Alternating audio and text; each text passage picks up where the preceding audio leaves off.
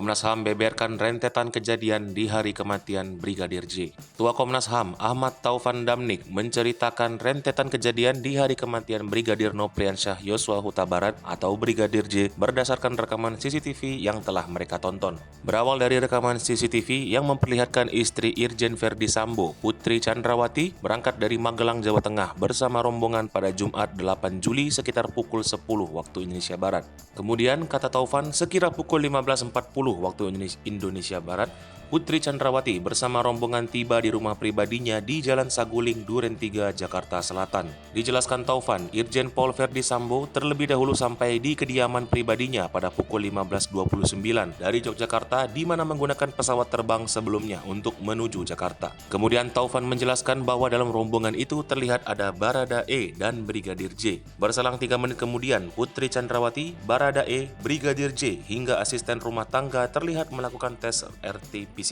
Namun menurut Taufan, Verdi Sambo terlihat berada di kamar dan tidak ikut melakukan tes tersebut. Taufan tidak mengetahui apakah sebelum itu Verdi Sambo sudah melakukan tes atau belum.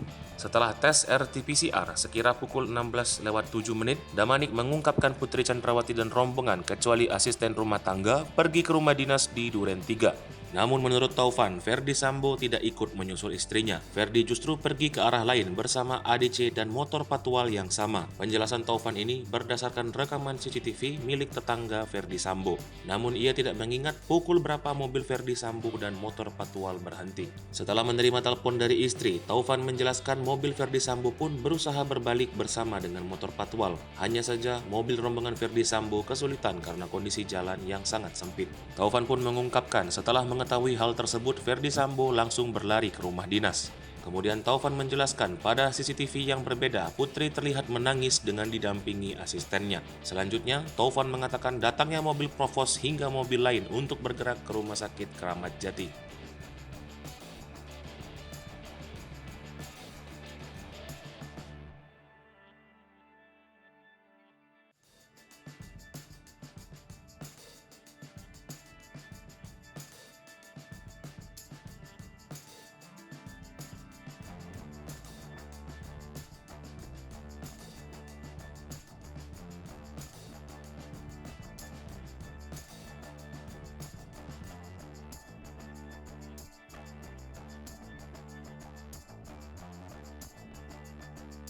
Hai pemirsa Sri Popo TV, jangan lupa komen, like, dan subscribe, serta tonton terus berita-berita terupdate lainnya ya.